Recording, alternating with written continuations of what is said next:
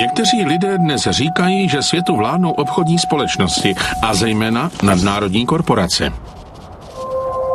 Ale je těžké uvěřit, že by nějaká lidská organizace dokázala překonat obrovské přírodní bariéry Jižní Ameriky. Ale jedna společnost věřila, že to dokáže. Tím, že postaví plynovod za 1,5 miliardy dolarů z Bolívie přes celý jihoamerický kontinent až k atlantickému pobřeží Brazílie. Tím, že bude dopravovat plyn nejdelším plynovodem na světě 6,5 tisíce kilometrů ze špičky Patagonie do argentinského hlavního města Buenos Aires. Tyto plány jsou příkladem smělých ambicí moderního kapitalismu, ale jsou možné pouze díky jednomu vynálezu – akciové společnosti. Jestliže bylo 16. století svědkem revoluce v půjčování peněz a 17. století zažilo zrození trhu s dluhopisy, pak dalším krokem v příběhu vzestupu peněz byl vznik akciové společnosti.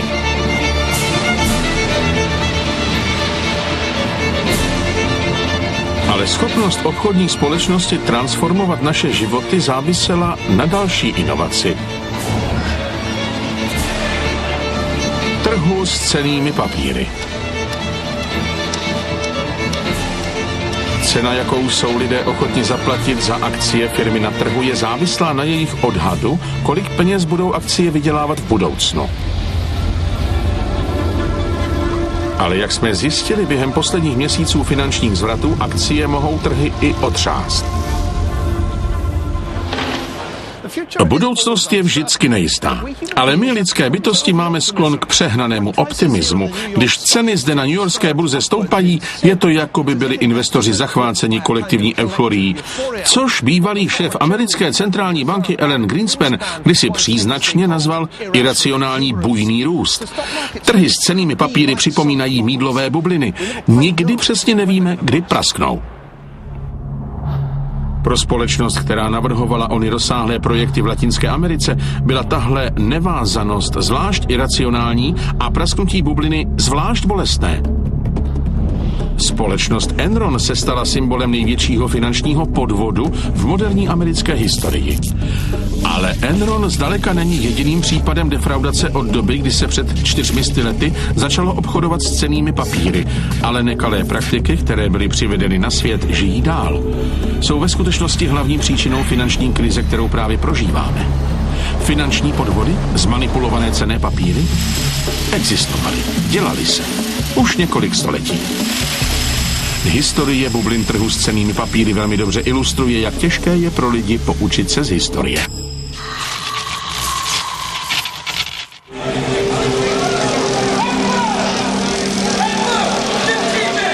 Vzestup peněz. Nafukování bublin.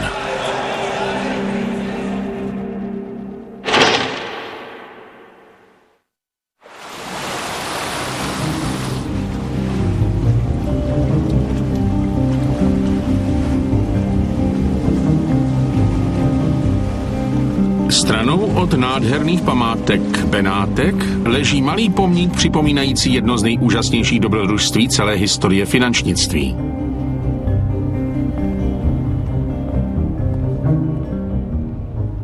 Na počest a památku Johna Lawa z Edinburghu, nejváženějšího strážce bohatství králů Francie.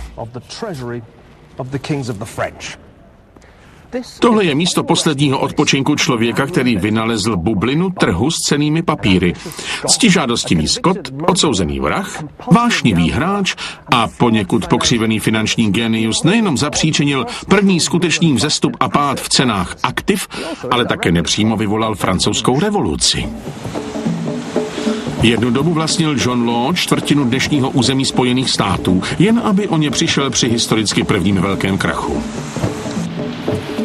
Z Edinburghu do Amsterdamu, Paříže a pak do New Orleans a nakonec do Benátek. Životní příběh Johna Lawa je klasickým příběhem vzestupů a pádů. Je to také příběh dobře zapadající do naší doby. Zde v depozitáři Louisianského státního muzea je uloženo jediné známé vyobrazení Johna Lawa. Tady je. Se svým hubeným a hladovým vzezřením představuje pro celý svět prototyp Scotta.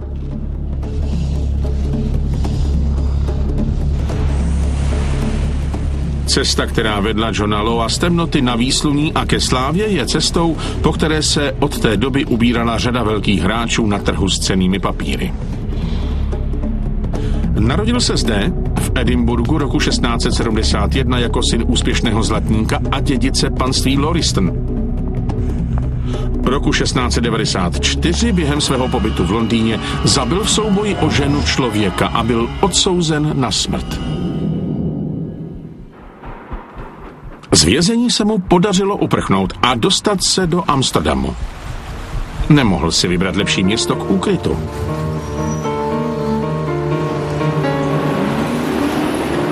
V 60. letech 17. století byl Amsterdam hlavním městem finančních inovací. Aby mohli Holanďané financovat válku se Španělskem, uspořádali jednu z prvních finančních loterií na světě. A aby ochránili své kupce před nelegální ražbou mincí, založili první centrální banku na světě. Ale inovací, která Lawa ovlivnila nejvíc, byl jedinečný a ze všech největší holandský vynález – obchodní společnost. Příběh obchodní společnosti začal 100 let před jeho příchodem, když se holandští obchodníci rozdělili po celém světě, od ostrova Manhattan až po mys Dobré naděje. Cílem holandské obchodní expanze však byla především Asie. Proč? Východní Indie lákala obchodníky svým kořením, pepřem, hřebíčkem, muškátovým oříškem, zázvorem. Evropané toužili po koření k ochucování a konzervaci pokrmu. Přicházeli tradičně po souši, po stezce koření, ale Holanďané měli v plánu dovážet koření delší, ale rychlejší cestou, po moři. A navíc je velmi lákala vůně peněz, které si tak chtěli vydělat. Tahle kresba zachycuje návrat jedné z prvních holandských flotil z východu. Nápis zde hlásá: 4 lodě vypluly do Bantamu, aby zde nakoupili koření a navázali obchodní spojení. Vrátili se do Amsterdamu povrch naložené.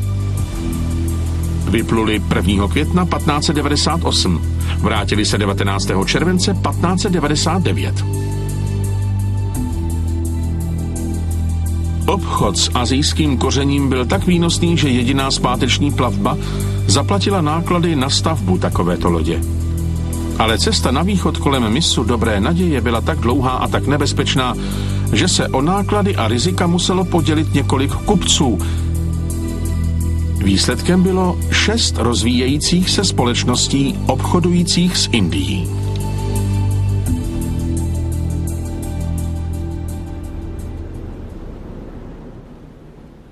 Roku 1602 se na popud holandské vlády tyto společnosti spojily a vytvořili spojenou holandskou východoindickou autorizovanou společnost, neboli Verenigde Oostindische Compagnie. A tohle je původní koncese, v níž je uvedeno, že společnost bude mít monopol na veškerý obchod od mysu Dobré naděje směrem na východ až po Magallienšův průliv, což byla v podstatě půlka světa. Struktura této nové entity byla novátorská. Kapitál společnosti byl nerovnoměrně rozdělen mezi všechna větší holandská města. Obyvatelé byli vyzýváni, aby se zúčastnili nového podniku a investovali do něho. Právě forma této investice byla skutečnou novinkou. Tahle úžasná kresba vyobrazuje rodinu jednoho ze zakladatelů holandské východoindické společnosti, Dirka Basse. Za 6 000 guldenů se on a 16 dalších takzvaných účastníků stali řediteli společnosti zvanými Windhabbers. Po roce 1606 však každý, kdo vložil své peníze do východoindické společnosti, dostal aktie, doslova akcie, nebo, jak bychom dnes řekli, podíly. Podíl na budoucím zisku obchodní společnosti. A tady to je úplně první akciový certifikát na světě, vydaný první nadnárodní společností, skoro přesně před 4 stoletími. O 3 roky později Bass a jeho spoluředitelé prohlásili, že každý majitel akcií, který chce zpátky své peníze, je od nich nedostane, ale musí prodat svůj podíl jinému investorovi. Přes noc se narodil obchod s akciemi obchodní společnosti. Byl to první opravdový trh s cennými papíry na světě. Tento vynález měl navždy změnit tvář finančnictví, protože byl vytvořen mechanismus, ve kterém cena akcií byla určována zákony poptávky a dodávky prodávajícími a kupujícími. A jak si rodilý Scott John Law nemohl nevšimnout, obchodováním s akciemi této společnosti první majitelé akcií velmi zbohatli.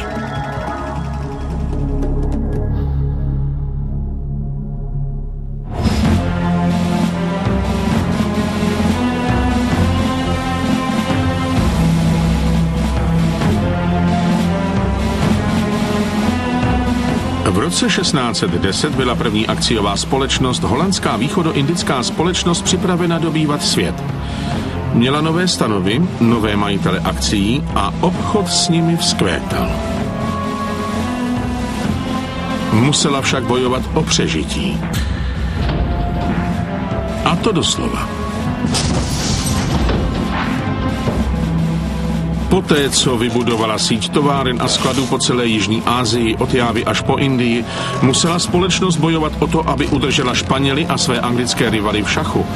Se 40 válečnými loděmi a soukromou armádou čítající 10 000 vojáků byli ředitelé východoindické společnosti prvními finančními žraloky.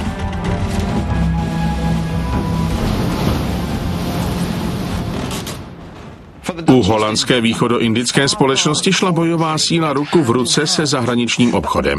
Ale klíčem k úspěchu nebyly pouze její kanóny, jako jsou tyhle na palubě lodi Batavia, která byla pýchou její flotily. Stejně jako všechny velké společnosti byla schopna kombinovat úspory ze zvýšené výroby se sníženými náklady na transakce a se schopností koordinovat tok informací mezi různými zaměstnavateli a dalšími činiteli. Batavia byla z části válečná loď, z části součást nadnárodní společnosti. Velká vzájemně propojená firma byla zkrátka mnohem efektivnější. Právě proto od 20. let 17. století získala prakticky monopol na dovoz koření z Asie do Evropy. První evropská nadnárodní společnost přinesla svým akcionářům ohromné bohatství.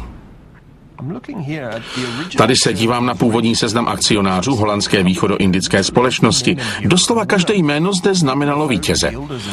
Pokud jste do ní na samém jejím počátku vložili 1000 guldenů, do roku 1736 se hodnota vaší investice zvýšila na 7000. Po celou svou existenci vyplácela každoročně dividendy ve výši 16,5%. Majitelům akcií byly vypláceny doslova veškeré zisky.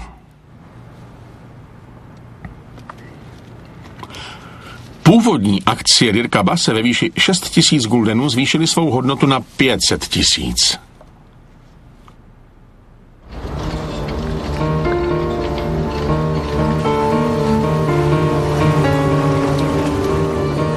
Pro Johna Lawa, který se skrýval v Amsterdamu poté, co z Londýna utekl před šibenicí, byla činnost holandské východoindické společnosti jako zjevení. Law žil ze svých výher u hracího stolu, ale byl fascinován vztahy mezi společností, která měla nádherné kanceláře na Hoogstraat, hlavní třídě a nedalekou burzou, kde díleři čile obchodovali s akciemi společnosti a Amsterdamskou bankou. Přesto se mu tento holandský finanční systém nezdál dokonalý. Law, jehož mozek byl velmi cvičený, pokud šlo o finanční otázky, se domníval, že Holanďanům schází několik maličkostí. Za prvé zdálo se naprosto nesmyslné omezovat počet akcií východoindické společnosti, když byly na trzích tak žádané. Byl také zaražen konzervatismem Amsterdamské banky. Měla zavedený interní systém, který umožňoval kupcům vyrovnávat své účty přímými bezhotovostními převody, ale nevydala žádné skutečné bankovky pro veřejnost. Začala se rodit myšlenka na odvážnou modifikaci instituce, s níž se poprvé setkal zde v Amsterdamu. Stačí pouze zkombinovat majetek obchodní společnosti, která má monopol, a veřejné banky a nebude existovat v podstatě žádná hranice. Připravoval pro důvěřivý národ spuštění zcela nového finančního systému.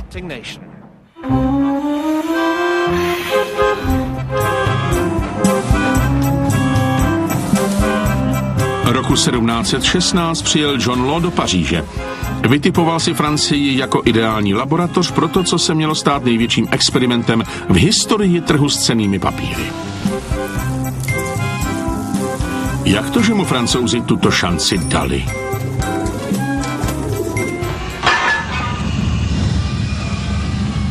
Odpověď tkví v tom, že Francie byla v neobyčejně zoufalé finanční situaci.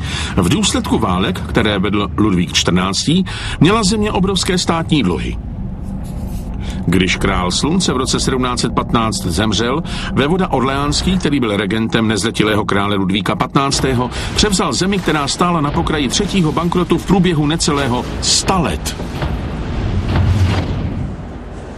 Byla to perfektní příležitost pro Loa, svérázného ekonoma samouka, který své teorie vymýšlel někde na cestě mezi kasínem a burzou. Jeho cílem bylo obnovit ekonomickou důvěru vůči Francii založením banky podle holandského vzoru, ale s tím rozdílem, že by tato banka vydávala papírové peníze, jako je tato bankovka v hodnotě 100 livrů. Jak by do banky byly ukládány peníze, byl by konsolidován obrovský státní dluh. Ale současně by papírové peníze, a to byla skutečně důležitá část systému, znovu oživily francouzský obchod a s ním francouzskou ekonomickou moc. Královská vláda na tom vydělala dvakrát. Konsolidace jednoduše znamenala, že její tíživé dluhy se magicky změnily na akcie Loovy banky. Současně získal král možnost tisknout tolik peněz, kolik chtěl. Jak napsalo Law, tvrdím, že absolutistický vládce, který ví, jak vládnout, může ještě zvýšit svůj kredit a najít potřebné finanční prostředky za nižší úrok než vládce, který má omezenou autoritu. Pokud jde o kredit, musí být nejvyšší moc v rukou pouze jednoho člověka.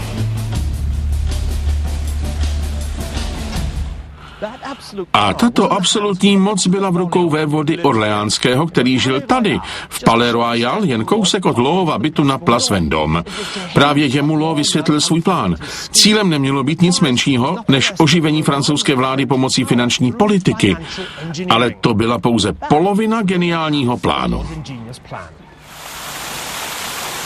Jak dále napsal? Banka není jediným ani největším mým nápadem. Chystám práci, která překvapí Evropu změnami závažnějšími, než byly změny vyvolané objevením západní Indie.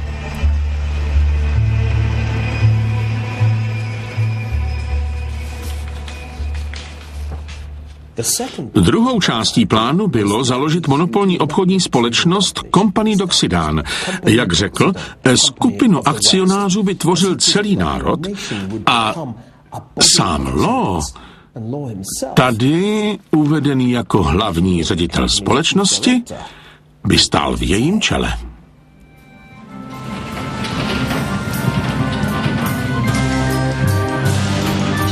Hlavní zájem tohoto divoce ambiciózního plánu měl být zaměřen na Ameriku, kde si Francouzi dělali nárok na rozsáhlá území po obou stranách řeky Mississippi, dnešní Louisianu. Regent udělil tzv. Mississipské společnosti monopol na obchod s novou kolonií. Všichni Francouzi bez ohledu na postavení byli vyzváni, aby si koupili akcie této společnosti. V čele ředitelů společnosti stálo Lawovo jméno.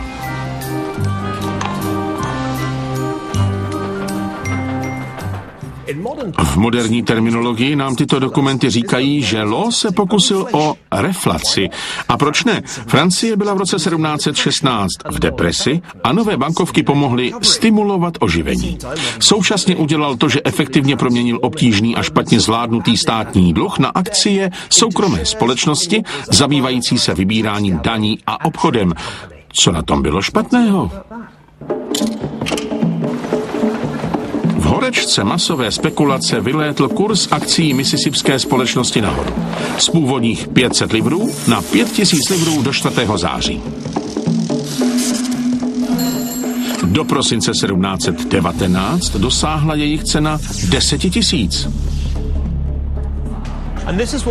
A tady se to všechno odehrálo. Tady byla kancelář vydávající akcie na Rue Quincampoix. Dokážete si jistě představit šílenství, které se tady odehrávalo, když se v této úzké uličce shromáždila půlka Paříže v zoufalé touze po koupi akcií. Čím výše cena akcií stoupala, tím žádanější byly. Byla to klasická burzovní zpětnovazební smyčka. Právě v této opojné době se poprvé ujalo slovo milionář. Ano, milionáři, stejně jako podnikatelé, byli vynalezeni ve Francii. A v lednu roku 1720 byl John Law nejbohatším z nich.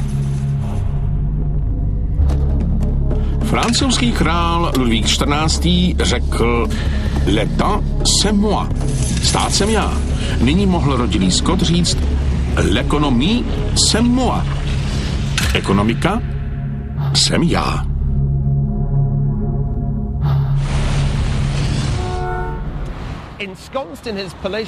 Ukrytý ve svém přepichovém bytě zde na Place Vendôme, tamhle naproti je hotel Ritz, soustředil ve svých rukou větší finanční moc než jakýkoliv jiný jedinec ve francouzské historii.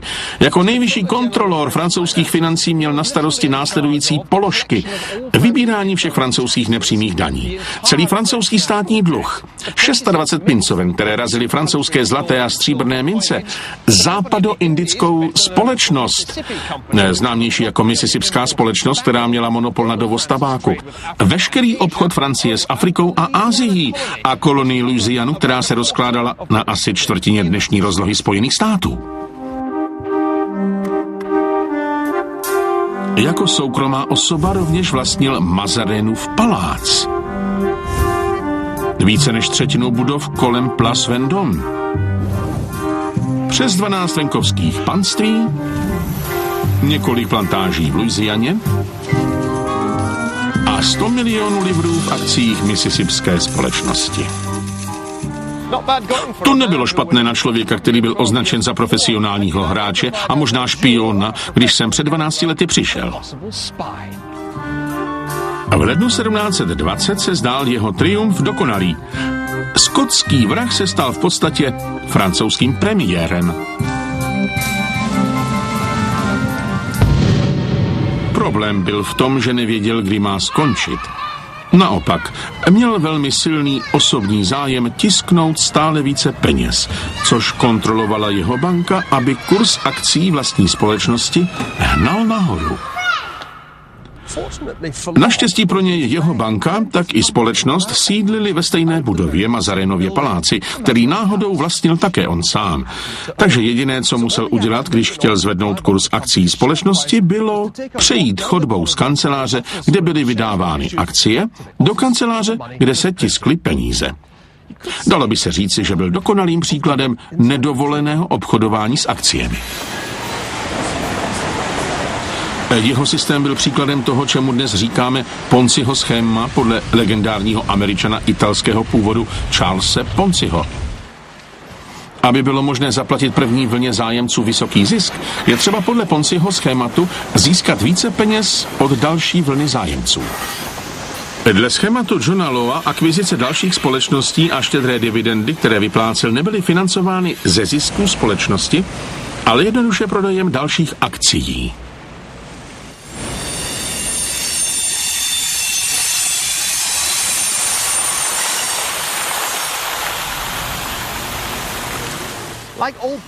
Stejně jako u všech podniků podle Ponziho schématu bylo výsledkem systému nafouknutí neudržitelné bubliny. Provedl reflaci francouzské ekonomiky pomocí kombinace papírových peněz a důvěry obyvatelstva. Nyní se bohužel blížila doba, kdy jeho bublina praskne.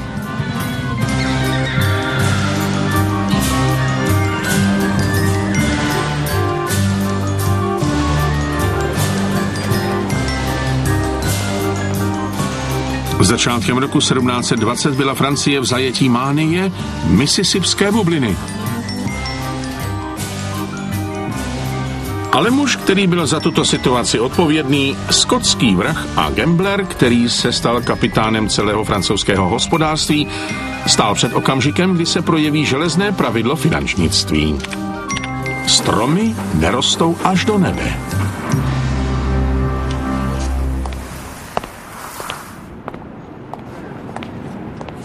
Podle jeho reklamní kampaně měly obrovské zisky, které očekával, přijít z francouzské kolonie Louisiany, kterou vylíčil jako skutečnou rajskou zahradu obydlenou přátelskými vznešenými divochy, toužícími obchodovat s nepřeberným množstvím exotického zboží.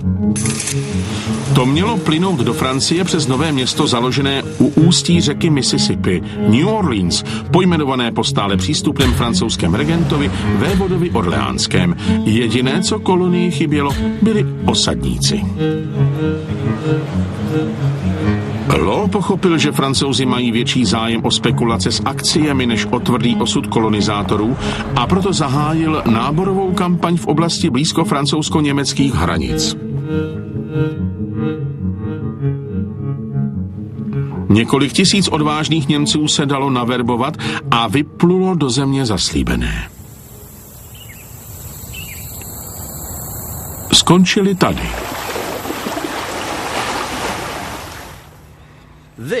Tohle byl nešťastný první dojem přistěhovalců v Louisianě. Močál zamořený hmyzem. Do roka jich 80% zemřelo na hladomor nebo tropické nemoci, jako byla žlutá zimnice. Bohužel pro Lawa, hlavní aktivum mississipské společnosti, její monopol na obchodování s Louisianou, vypadalo víceméně bezcenně. Jak je uvedeno v popisku této holandské kresby. Tohle je podivuhodná země u řeky Mississippi, země, která je známá z obchodů s akciemi, která promarnila nespočetné poklady podvodem a úskočným chováním, avšak lidé své akcie považují za pouhý dým ve větru a nic víc. Law považoval ekonomický úspěch za záležitost důvěry, ale tohle bylo její zneužití.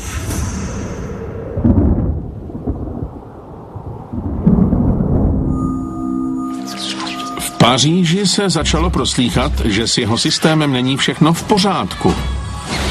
Kurz akcií mississippské společnosti začal klesat.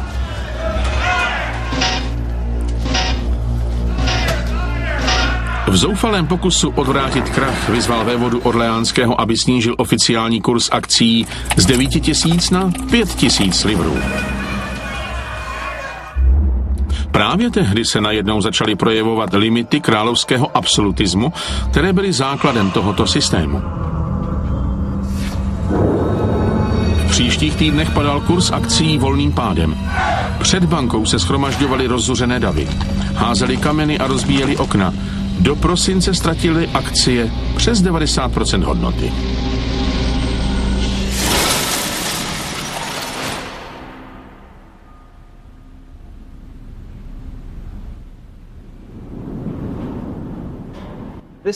Tato francouzská mapa ze 30. let 18. století poskytuje absolutně fantastickou vizualizaci první bubliny na trhu s cennými papíry na světě. Tady nahoře je bohyně Fortuna, která z rohu hojnosti vysypává bohatství. Tady jsou šťastní investoři, kteří od letících andílků dostávají své akcie mississippské společnosti. Ale tady dole jsou další andílci, kteří za rozbitým tiskařským lisem trhají akcie na kusy. A tadyhle jsou další dva andílci nafukující bubliny. Úplně vpravo jsou 4 velmi nešťastně vypadající muži a jeden z nich se chystá spáchat sebevraždu nalehnutím na meč. Bublina projektu Mississippi nyní praskla jako propíchnutá meče. Právě v tomto okamžiku Law, zostuzený francouzským lidem, uprchl ze země. Už nikdy se nesetkal se svou manželkou a dcerou. Zbytek svého života strávil v Benátkách, kde svůj čas dělil mezi psaní dlouhých ospravedlňujících dopisů a hráčskou vášeň. Zemřel roku 1729.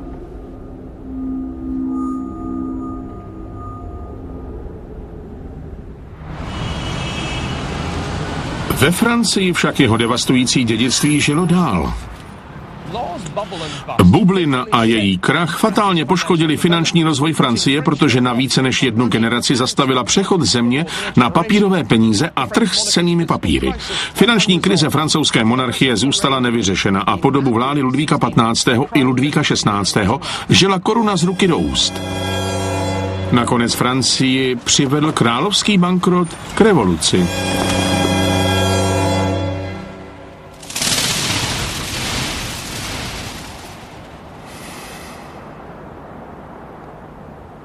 Bublina projektu Mississippi v roce 1719 byla první na trhu s cennými papíry v historii, ale v žádném případě nebyla největší. Když mluvíme o bublinách na trhu, mluvíme o tomhle.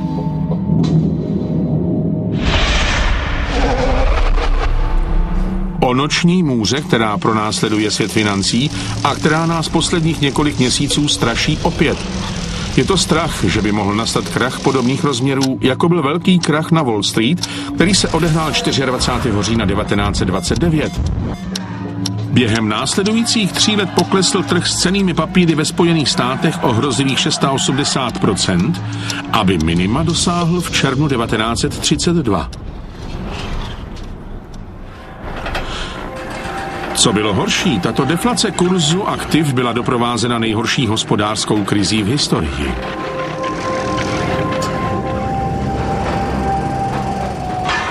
Ve Spojených státech poklesla produkce skoro o 1/3.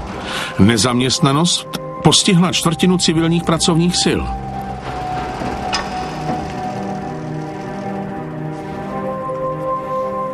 Proč v roce 1929 k tomu došlo? Proč vlastně dochází ke krachům? To patří stále mezi nejčastěji probírané otázky v ekonomické historii.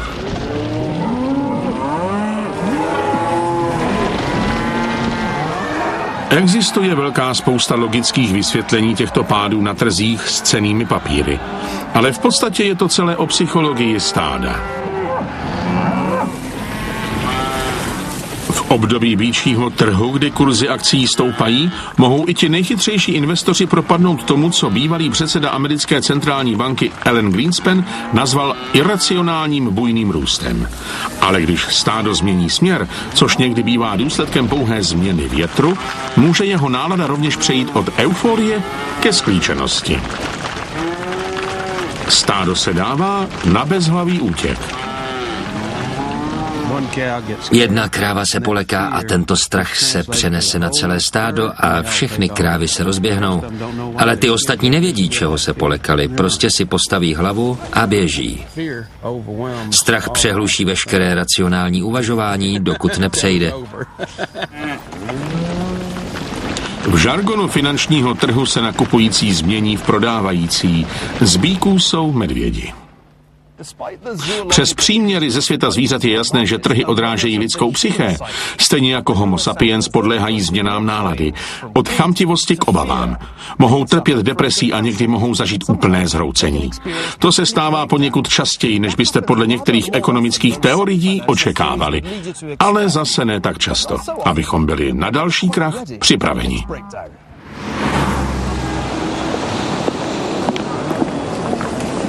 Kdyby byly pohyby na finančních trzích stejnoměrně rozloženy podobně jako výška lidí, pak by stěží docházelo ke krachům. Většina měsíců by se pohybovala kolem průměrné hodnoty a pouze menší počet by dosahoval extrémních výkyvů nahoru nebo dolů. Jen zlomek lidí je menších než 120 cm nebo vyšších než 240 cm. Tohle je klasická zvonovitá křivka, kde jsou jevy distribuovány podle frekvence. Obvyklé, nejčastěji se odehrávající jevy jsou uskupeny zde, kolem středu. A relativně vzácní trpaslíci a obři jsou na krajích. Proto zde vzniká relativně strmá křivka, protože výška většiny lidí se pohybuje blízko průměru. Ale když podobnou křivku nakreslíte pro finanční trhy, pro denní pohyby na trhu s cennými papíry, dostanete něco, co vypadá takhle. Bude tady relativně méně malých pohybů a relativně více velkých výkyvů nahoru a dolů. A o tomhle statistici mluví, když popisují dlouhý nebo tlustý chvost.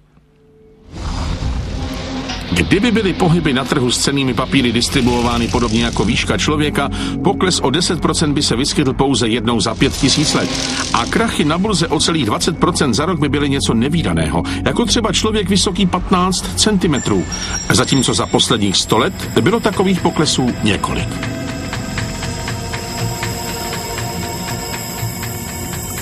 Jak se ukazuje, ti, kteří se obávali, že se krátká panika z října roku 1987 změní na jeden z největších krachů, neměli pravdu. Trh měl jen jeden opravdu špatný měsíc a pak pookřál, ale tato bublina poskytla zlatou příležitost pro firemní machinace.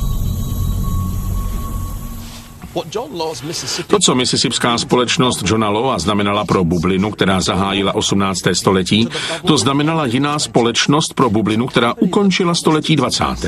Byla to společnost, která slibovala svým investorům bohatství, o jakém se jim ani nesnilo. Byla to firma, která tvrdila, že inovovala celý finanční systém a která využila svých bezúhonných politických konexí, aby se dostala až na vrchol býčího trhu. Byla to společnost, kterou magazín Fortune po 6 let po sobě vyhlásil nejprogresivnější společností Ameriky. Enron. 7 let po kolapsu většina z nás odsunula Enron do odpadkového koše finanční historie. Přesto byl Enron průkopníkem mnoha pochybných obchodních praktik, které nás pronásledují i nadále.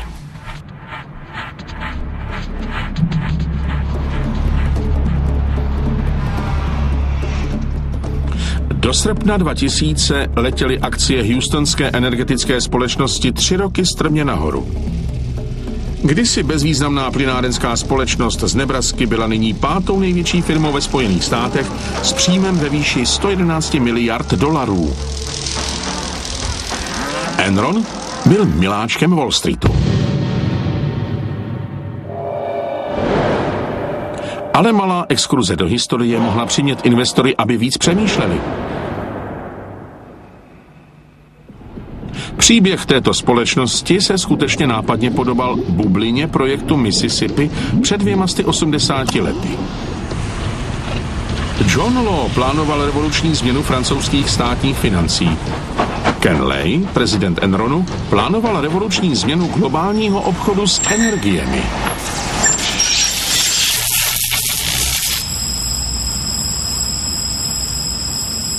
Celá léta tomuto oboru vládly obrovské společnosti veřejně prospěšných služeb, které energie jak produkovaly, rozváděly plyn a vyráběly elektřinu, tak je prodávaly zákazníkům.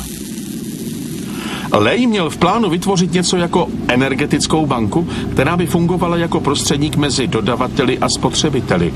Snil o tom, že to bude největší energetická společnost na světě. Duchem doby byla ovlivněna i členka vedení Sharon Watkinsonová.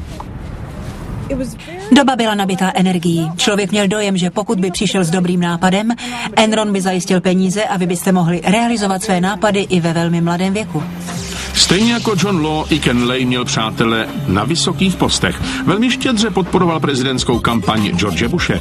On pak jako prezident naopak prosadil zákon, který znamenal deregulaci energetického průmyslu. Enron se vezl na celosvětové vlně privatizace energetiky a skupoval po celém světě majetek. Jenom v Latinské Americe měla společnost zájmy v Kolumbii, Ekvádoru, Peru a Bolívii, kde vybudovala obrovský plynovod přes celý kontinent až do Brazílie. A díky intervenci Kena Laye, osobního přítele Johna Bushe, byla firma schopna získat i rozhodující podíl v největší soustavě plynovodů, rozvádějících zemní plyn tady v Argentíně.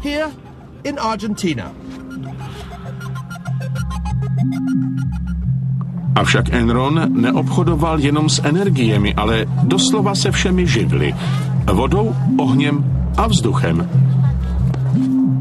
Dokonce obchodovali i s internetovým připojením. Enron stál v čele vzestupu na Wall Streetu, který nebezpečně připomínal bublinu projektu Mississippi. Přes nesmělé varování před iracionálním bujným růstem hnal nahoru tento trh se vzrůstající cenou cenných papírů prezident americké centrální banky Alan Greenspan. Stejně jako v době Johna Lawa se bublina trhu s cennými papíry mohla nafouknout jedině za situace, kdy byl přebytek peněz. A pouze jedním zvýšením úrokových sazeb mezi červnem 1990 a únorem 1995 Greenspan zajistil, že byl. Výnosy investorů byly neobyčejně vysoké, stejně jako odměny vrcholných manažerů zde v houstonské centrále firmy. Ti dostávali štědré pobídky ve formě práva obchodovat s akciemi za určitou cenu. Za pouhé 3 roky po roce 1997 stoupl kurz akcií Enronu téměř 5krát z necelých $20 za akci na víc než 90. Příběh mississippské společnosti se do písmene zopakoval.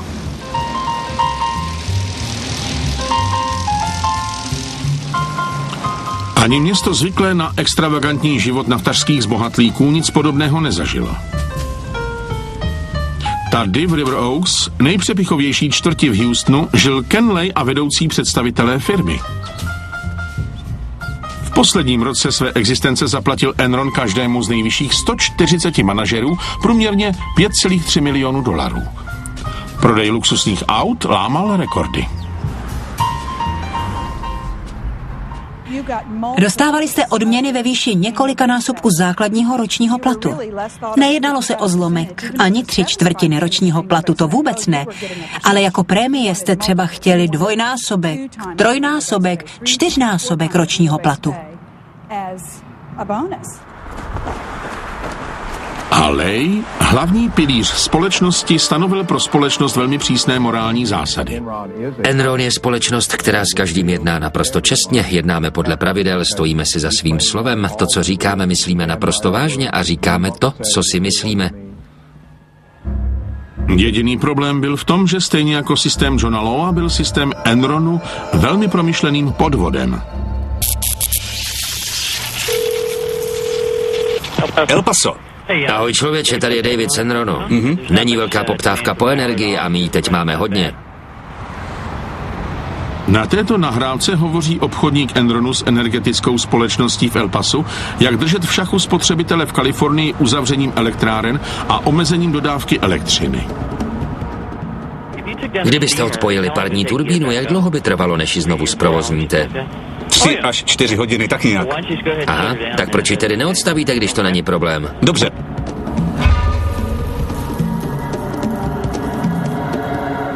Výsledkem nebyly jenom vyšší ceny, které firma chtěla, ale také přesto, že elektřiny byl přebytek, opakované přerušování dodávek proudu spotřebitelům.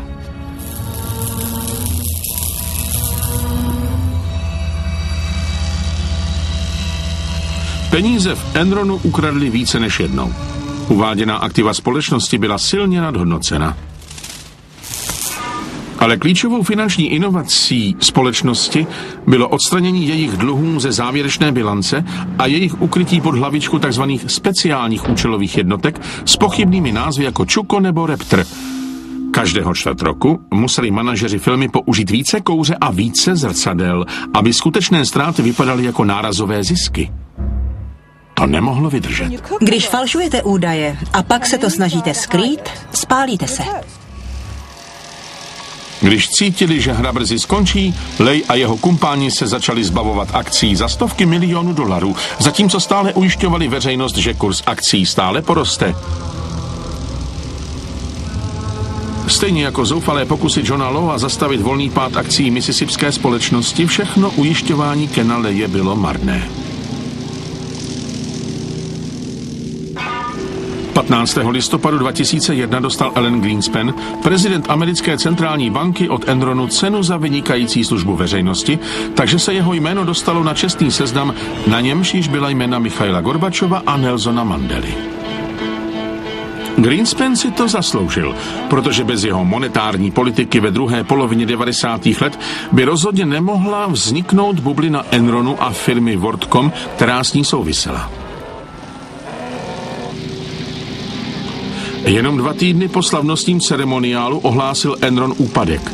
Společnost dlužila miliardy. Ale kolik?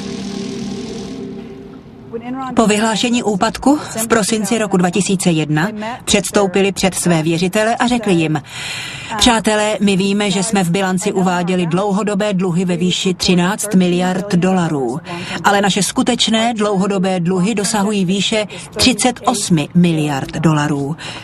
To je $25 miliard mimo výkazu o finanční pozici. Znamenala pro vás tato čísla šok? Věděla jste, že existují problémy? Ano, myslím, že jsme byli všichni ohromeni. Den předtím, než dostalo 4,5 tisíce zaměstnanců ústředí firmy padáka, byly vděčným vedoucím pracovníkům rozdány poslední prémiové šeky. V květnu roku 2006 byl Ken Lay uznán vinným ve všech 6 případech obvinění. Jeho kumpán Jeffrey Skilling byl odsouzen na 24 let odnětí svobody. Lej zemřel ještě před vynesením rozsudku během dovolené v Aspenu v Coloradu. Avšak podvodné praktiky, které urychlily vzestup a pád společnosti, se smrtí Kena Leje nezmizely. Naopak, zvyk ukrývání dluhu mimo bilanční výkaz se následně rozšířil v celém západním finančním systému. Rozuzlení tohoto pochybného účetnictví je klíčovým komponentem současné krize.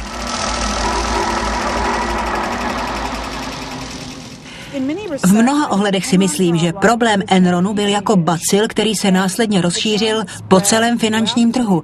Možná i díky některým obchodníkům a finančníkům, kteří jsou zaměstnáváni bankami a firmami obchodujícími s energiemi. Tahle hniloba je na finančních trzích všude.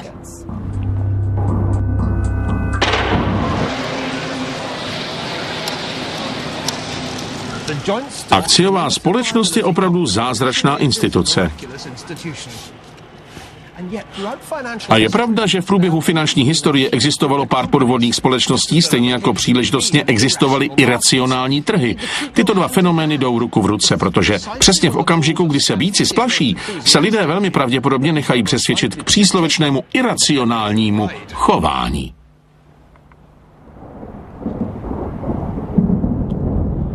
Jak jsme viděli v minulém roce, cesta finančních trhů nikdy není tak hladká, jak bychom chtěli. Od doby, kdy začal současný pokles úvěrových aktivit, poklesly některé akciové trhy po celém světě až o 50%. Dokud bude to, co lidé očekávají od budoucnosti, oscilovat od přehnaného optimismu k přehnanému pesimismu, od lačnosti k obavám, kurzy akcií se budou pravděpodobně pohybovat po dráze podobné rozeklaným a nepravidelným vrcholkům Ant. Jako investoři budete muset doufat, že když budete muset sestoupit z výšin euforie, bude to po krásně hladké a pozvolné sjezdovce a ne po strmém srázu. Neexistuje opravdu nic, co bychom mohli udělat, abychom se ochránili před skutečnými nebo obraznými pády? Jak uvidíme v příštím pokračování našeho pořadu Vzestup peněz, finance jsou hodně o riskování, stejně jako o návratnosti. A důležitá otázka zní, jste pojištění? Nebo jste hodně opatrní?